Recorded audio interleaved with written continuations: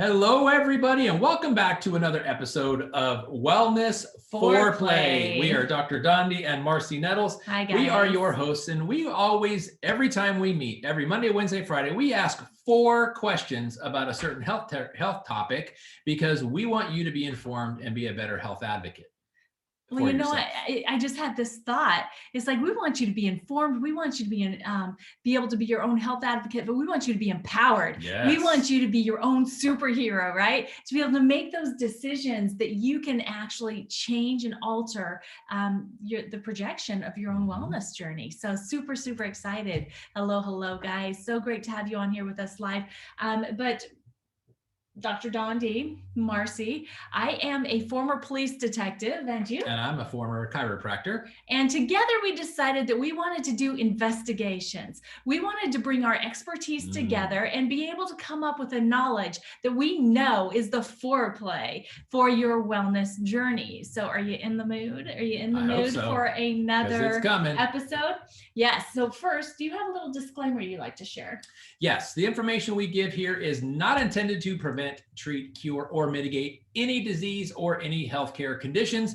It is simply meant to educate you and empower you to be your best healthcare advocate because your health deserves you to be the authority. Yes, and we are actually on episode 18. Can you believe that? And it's also a part 4. So we started out with aging, and then we started talking about the 3 prominent theories on aging. We started with the free radical theory, and then went into mitochondrial decline.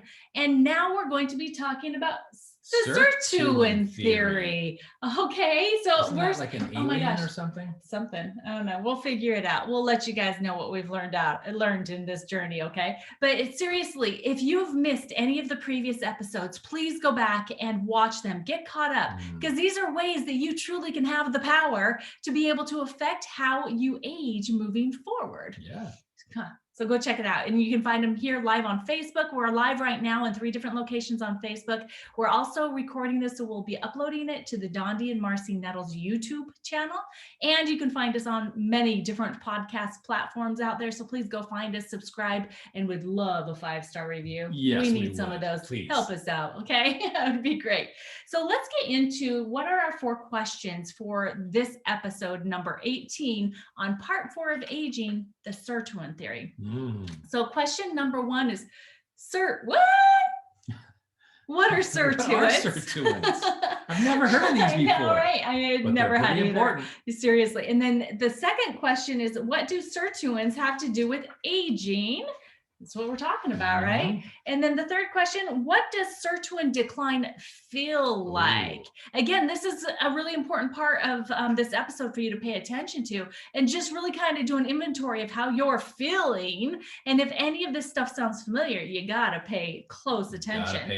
And then question number 4 is, what can we do to prevent the decline of or restore our SIRTUIN levels?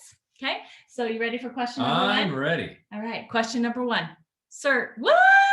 What are SIRTUINs? What are they? They are these, there's a group of 7 different kinds. They're little proteins. Let's just kind of put it this way. Any Star Trek fans in the house? Give us a thumbs up emoji if you're a Star Trek fan. Imagine the scene of the Star Trek or the Starship Enterprise with Captain Kirk up on the bridge with his officers. They're in the control room. They're kind of overseeing everything. They're looking out into the galaxy to make sure everything is okay. But they also need to go to hyperspeed or whatever they call it on Star Trek. So they're looking out, but they're also in constant communication with the engine room. When they need power, when the USS Enterprise needs to shoot through galaxies and go so they can meet up with those green goblins on whatever planet they happen to be going to next. So you got the control room, Captain Kirk and his officers looking at everything. Then you've got the engine room to make sure that there's enough energy to get that ship where it needs to go. But what happens when Captain Kirk goes off on one of those islands or goes off on one of those planets and he comes in contact with somebody, comes back into the ship, and somebody gets sick as a result? Any of us ever heard of any of that kind of situation happening around the world? So there's also sick bay. So imagine there's 3 different areas these SIRTUINs work. They're working in sick bay to get the sick things back healthy again. They're working in the control room to give the energy to the Starship Enterprise to make sure it can go where it needs to go. And then they've got the overlookers overlooking to make sure in the control room to make sure everything's okay, taking an inventory. Well, rather than it being Captain Kirk and his officers and the USS Enterprise, it's your cells. It's inside your cells, but you have a control room looking out. That's called the nucleus. You have an engine room that provides all the energy for the cells. That's called your mitochondria. Just learned about those. You have the sick bay, if you will, which is inside the cell, moving around between the nucleus and the mitochondria, making sure everything gets well. That's where DNA repair happens. But all this is happening because of Sirtuins, all 7 groups of them. Well, wait, you just said there's 7 groups. There's 7 groups. There's 7 different kinds. Okay, so can you tell us a little bit more about those 7 different kinds?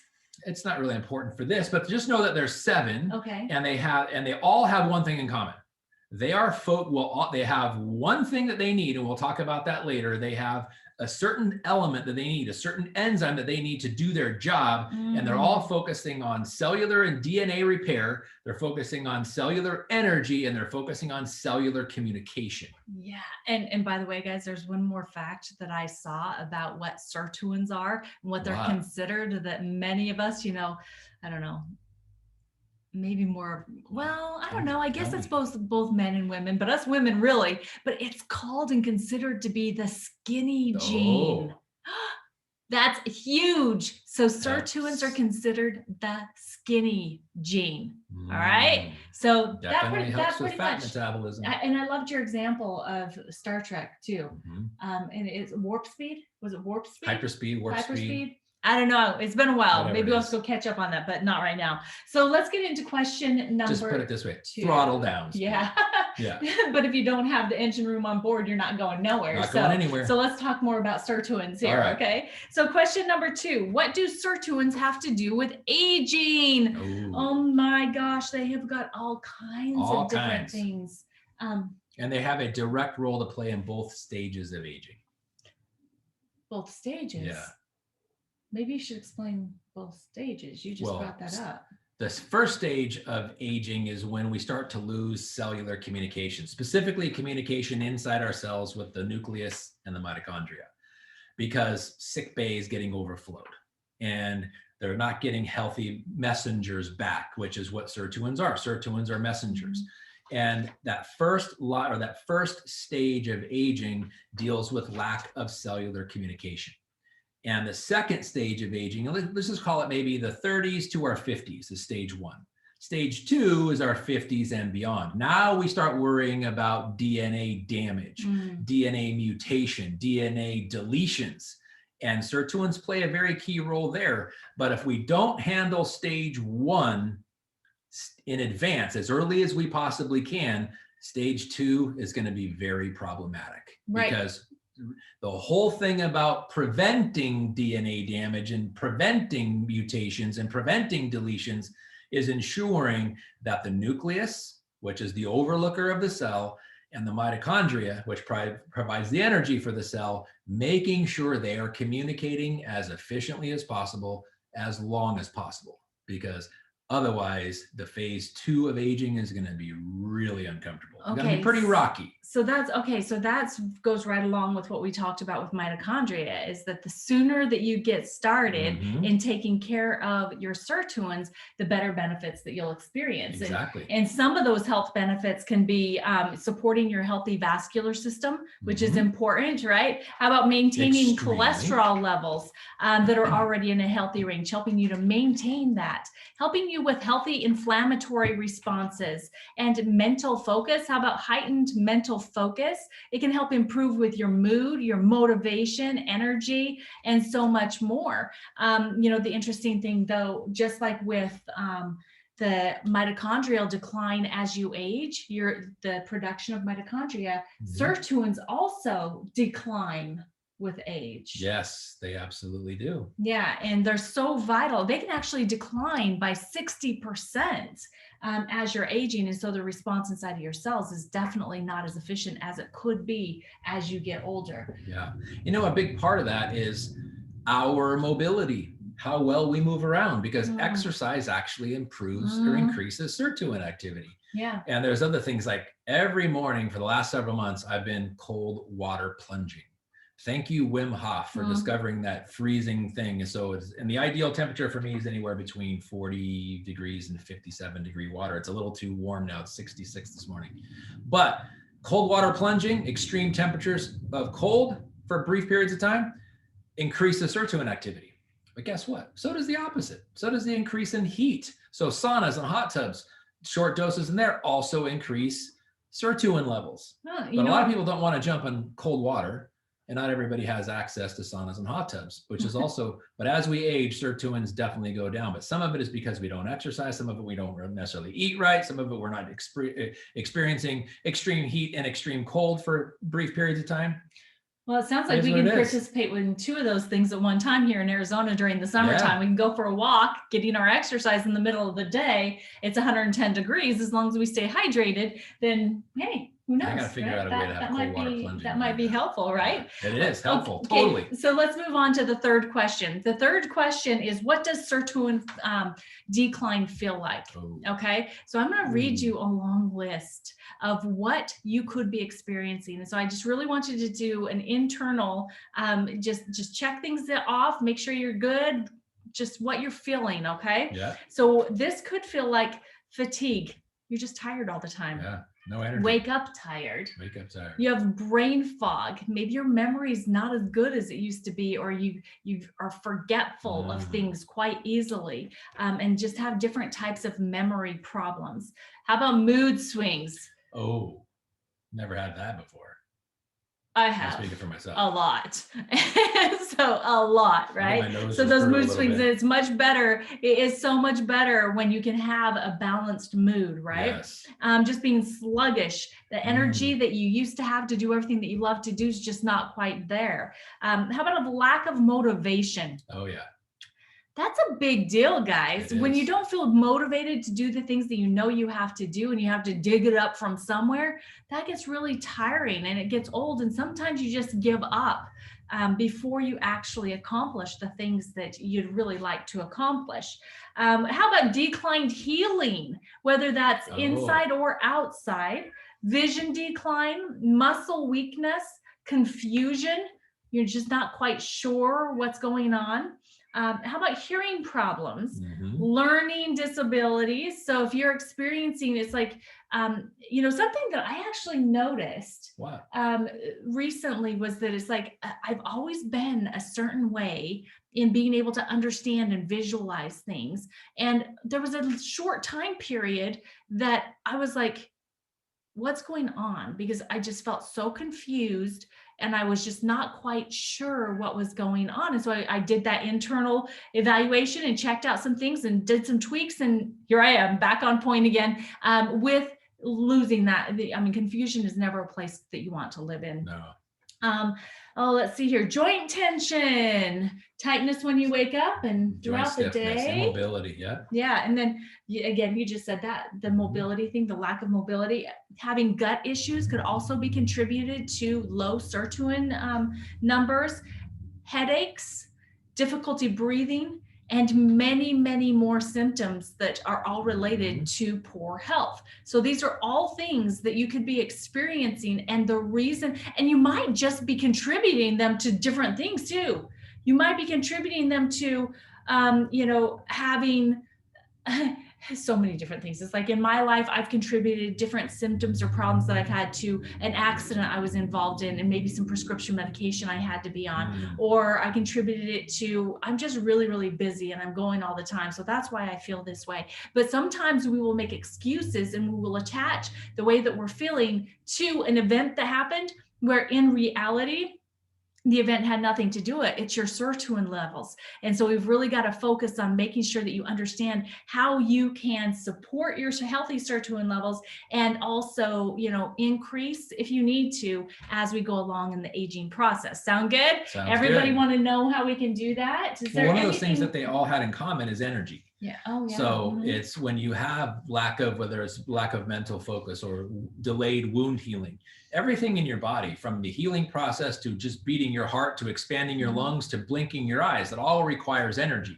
So as that energy gets depleted, it's using up sirtuins, because sirtuins are a very big, let's just call it a messenger or a courier, if you will, to the proper energy message to the nucleus, or from the nucleus to the mitochondria, to make sure enough energy is being produced. But when you see that you're having issues like inflammation, which burns up sirtuins, delayed healing process, which is burning up sirtuins, it's using the energy. The question is, how can we get more energy, and how can we get more couriers of that energy, which is what sirtuins are? And that's kind of where we go in with the next question. Yeah, that was a really good explanation there. So there are ways that you can increase them and then support them. Yeah. There are ways that you can just go out and get started immediately. And the number one way, and actually one thing that we haven't mentioned about sirtuins, basically, if you don't have sirtuins, you're dead.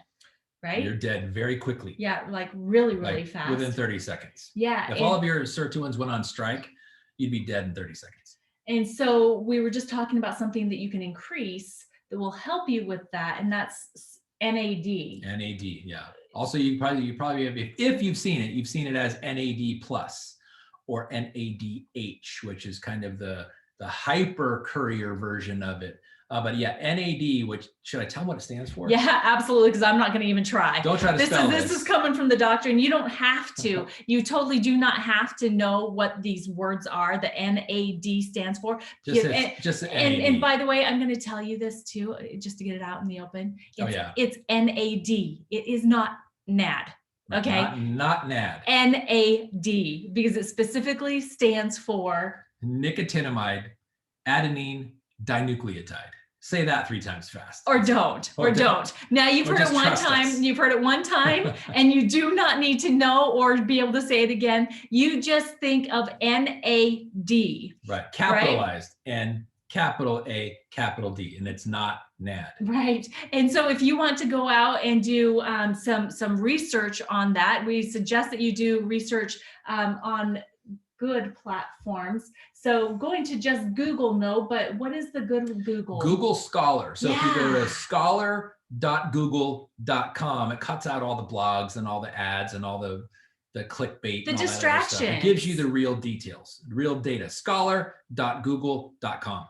Yep, love it. It cuts out all the Wikipedia stuff too. This can be very confusing. Yes. So go directly to the source. You can just put in there what is NAD, and it will come up. So you don't even have to know what the acronym is, what it stands for. But we want you to know that this is a really important molecule. It's super important. It's kind of like oxygen to sirtuins. Yeah.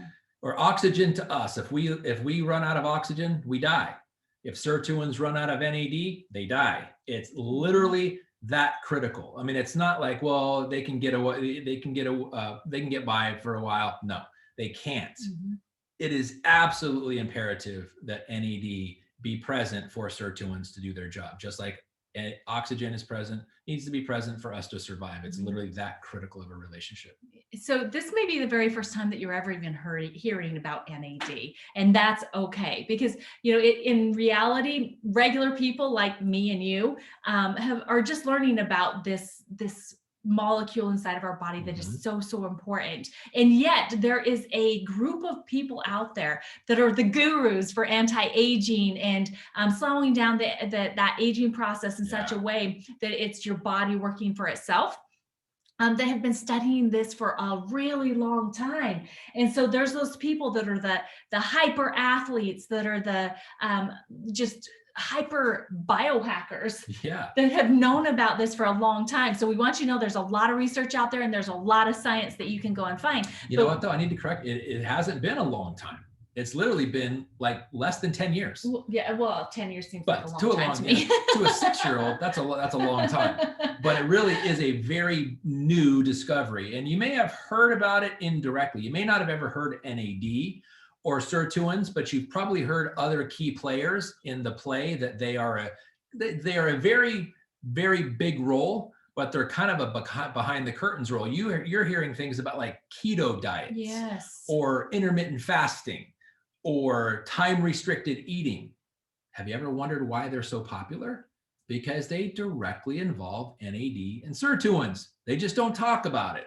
So keto, where you have ketones in your body, where you get your body into ketosis, which can be very Difficult to follow and be very disciplined Mhm. because it's very low carbohydrate, very high fat, and moderate protein. And extended periods of time, I remember in the beginning, it was awesome. I could eat all the bacon and meat and everything that I wanted, and very, very, very little carbohydrates, no bread, basically no, fruit. It's just vegetables here and there, some avocados, which I love to get some good fats, that were not animal fats.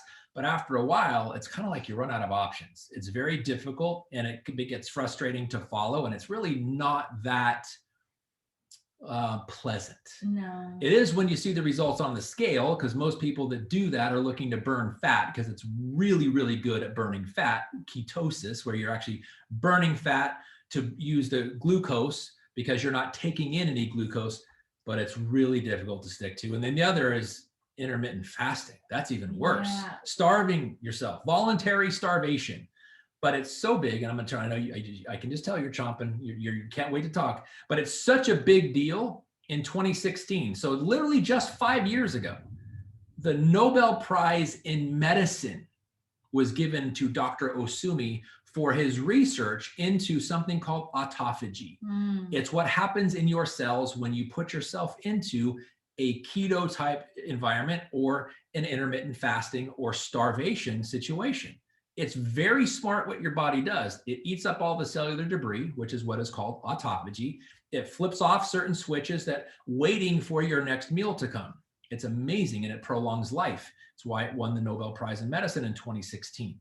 But it's not something that's really easy for people to follow. So there are better ways. Yeah, but that's also why, sirtuins are considered the skinny gene. Right? Is because it does help with fat burning and all of that amazingness that we want to accomplish. Now, one of the ways that has been shown to be the most effective way to activate that skinny gene is through a massive caloric restricted diet. Massively, 800 calories. Like 800 calories a day for an extended period of time. And by the way, guys, this is dangerous. So it is required to have doctor supervision on this, okay? You can get great results in increasing your SIRTUIN, but you're gonna be starving yourself to where your body starts consuming your own body fat, and it does not differentiate between which is the fat that's necessary for you to live, meaning your brain fat and other organs that are consisting of quite a bit of fat, and you lose fat, but you can lose the fat that you need to be able to think. Yeah, that's not good. No, and that's absolutely not good. It takes an extended period of time. Okay. But they have shown in science that you can get a 94% increase in sirtuins, but again, it is over an extended period of time, doctor supervised, and you're starving yourself. So it's not my choice. I am too much of a foodie. I love my food. Give me some sort of food in an emoji somewhere. If you're with us out here on live Facebook, and guys, if you're listening to the podcast, just think about your favorite food and say, I ain't giving up my food for that. No way. It takes serious discipline. Yeah. And then on top of that, you had mentioned exercise, being able to get NAD production to help with SIRTUIN support. But again, it can't be hit and miss. It can't be something that's like you go only on one day on the weekend. This has to be extended and long-term, regular, often frequent exercise to be able to help with the increase of your SIRTUINs that way. But it can positively affect, that SIRTUIN level. It absolutely does. Yeah. But there's better ways of doing it than starving yourself. Absolutely. There's food. And some of the foods that we found that can actually help with the increase of NAD, they actually activate that NAD production, which SIRTUINs require NAD to be able to do their jobs. And those foods are found in like green tea, turmeric, onions, kale, parsley, miso soup, tofu, or really any soy products. But if you're a female, again, you've got to be careful how much of that you're consuming, because it's not necessarily good for us in large amounts. It can interrupt estrogen balance. Yes. And then olives and extra virgin olive oil also containing the elements that can help with the NAD production. Black currants, capers, cocoa, cacao. Dark chocolate. Yes. And even dates and walnuts are really great foods to be able to implement into your diet to help you with supplementing or actually supporting your sirtuin levels with NAD. Berries are really good too. Yes. Yeah. Well, You can, if you're looking at vegetables, kind of bitter vegetables. The bitter vegetables are the ones that are going to increase your sirtuins and NAD. Yeah, and berries. I love it. I love it. So remember that when you're going shopping, right? You want to get those skinny jeans happening inside your body. Make sure you're making the right choices, shopping on those outside edges of your shopping market. And then precursor supplements. You get to talk about this one, Doc. There's a couple of them out there, and there's two ways with supplementation. There's two ways that we've discovered, that has been discovered over the last, like I said, and there's a key guy. He wrote a book called Lifespan. His name is Dr. David Sinclair. I would say he's probably the world's authority, in my opinion, on NAD. And he's a Harvard professor, graduate of MIT, does research for MIT. Let's just suffice to say he's a brilliant guy, originally from Australia, now living in Massachusetts, but a brilliant guy. And he dives deep into NAD research and discovered that there's basically two precursors. They're NR and NMN. And what happens is you take and they have different product names. You can go research them. So they're NR and NMN. You can take that supplement into your body and your body will turn it into NAD. And it works. It actually works really well. It's just an extra step. So what has also been discovered is another supplement that rather than having it be a precursor, it's just the instructions to the switch in your body that makes NAD. So your body makes it without having to have the precursor step. So it's actually more effective. In fact, it gives 100% more NAD in just 24 hours. And the other two are about 2%. So it's about 50 times stronger than the precursor variety, but it's also something that it works for some. It works for people that completely understand. But here's the thing. Here's the challenge. And I'm just going to ask you guys to take a look at this because we're talking about aging. And I would say maybe to somebody in their teenage years, aging really isn't that important.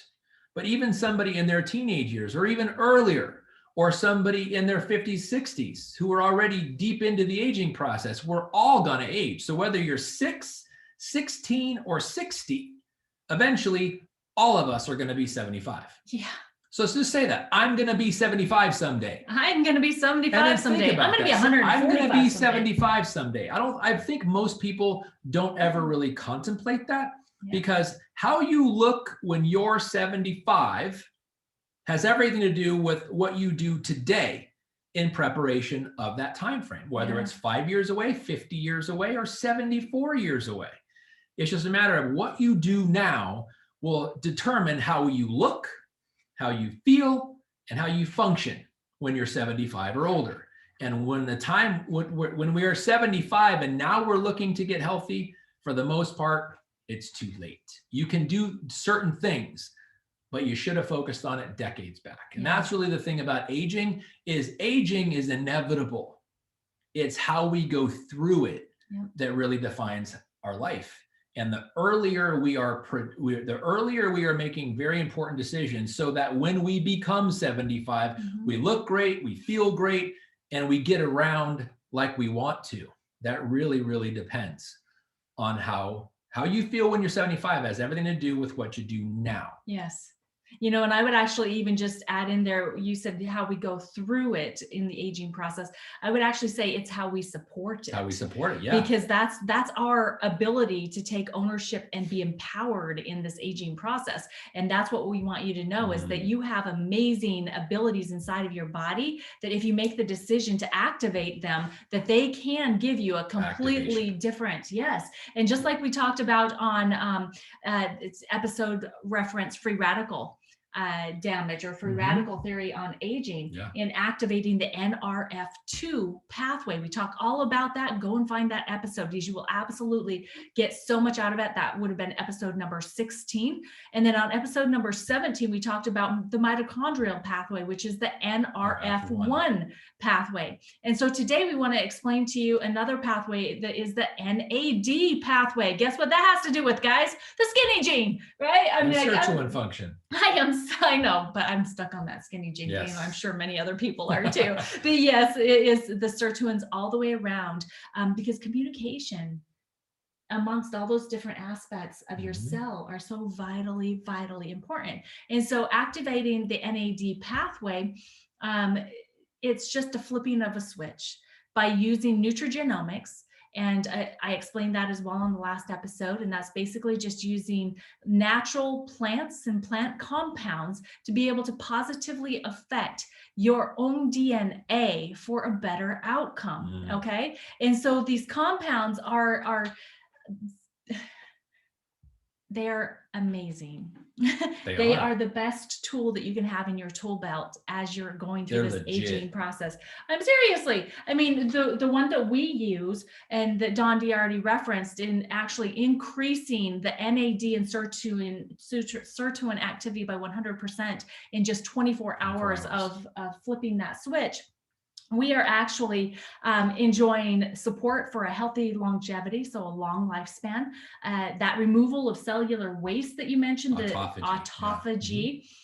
We have improved mental focus and concentration. It supports positive mood and motivation, which is so cool, getting so much more done now than before, as well as boosting our mental and physical energy, supporting our body's healthy response to inflammation. Inflammation is a big deal, guys, and you got to find a way to get a handle on it, and you can. And then maintaining cholesterol levels that are already in a healthy range. It also helps to support our vascular system. It does. So just overall, we are super excited about how we are taking ownership and basically we're our own superheroes. Yes. And we just want you to be able to be your own superhero in taking control of your aging process. It's important. And I want to go back and I want to kind of summarize. So when I was talking about preventing aging, that's ultimately the ideal. But, and I just like to use 75 as a reference point because it's, we tend to look at 75 as old. And we also know that there's 75-year-old people that are very young, cellularly and at heart, and they're doing all kinds of amazing things physically.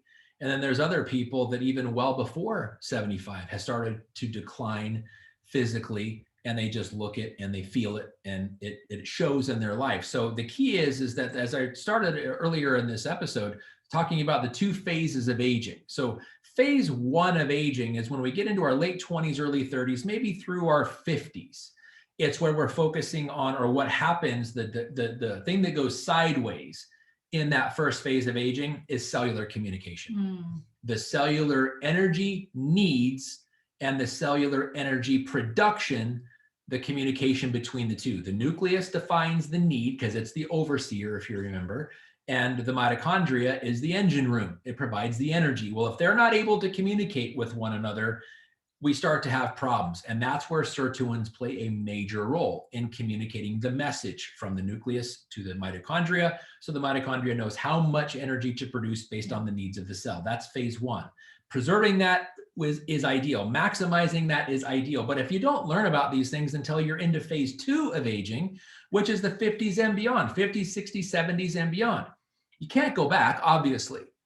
And so don't feel that it's too late. Think about what can I do now to prevent the things that happen in phase two, which is the mutations and the deletions of the DNA, where the DNA literally starts to break down and not work right. Sirtuins and NAD play a major role there too, in now DNA repair and preventing mutations, because sirtuins have a very, very strong tumor reducing property.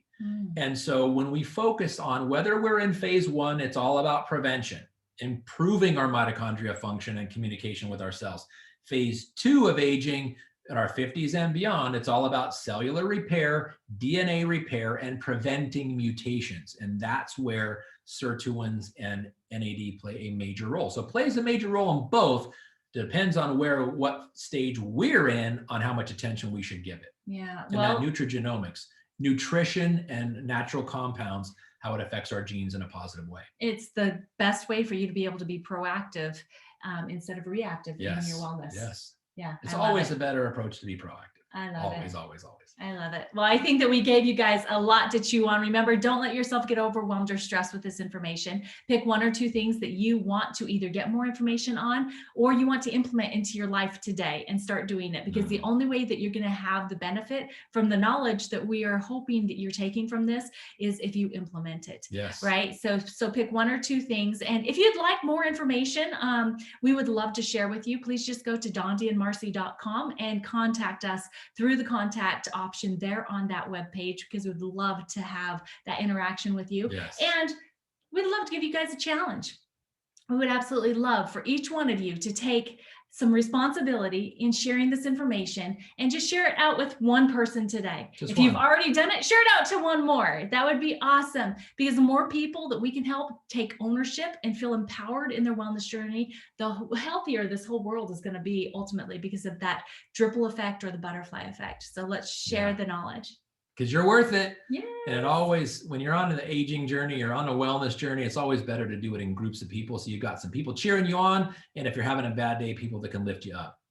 So take advantage of that. Please share this information if you feel anybody can be blessed by it. We appreciate each and every one of you so very much for tuning into these episodes live. And if you're listening to it on the podcast, we go live every Monday, Wednesday, Friday on Zoom and on Facebook live in a couple different platforms. And if you're a podcast listener listening to the audio version, thank you so much. We appreciate your support. Share this episode with somebody too. Yeah. And hey guys, we'd love for you to go and download the podcast as well. We'd love to have a review from you, because that's how other people will learn about us too. Yeah. So we appreciate every single one of you. And by the way, episode number 19 is going to be all about synergy. Yeah. I'm pretty excited about synergy. Thing. It's amazing. 1 + 1 + 1 = 10. But you know what? It can be bad too. It can. It absolutely can. So guys, we'll see you back here on Wednesday on the next episode number 19 of Wellness Foreplay. Yes. Thanks for joining us today. Thanks, everybody. Have a great day.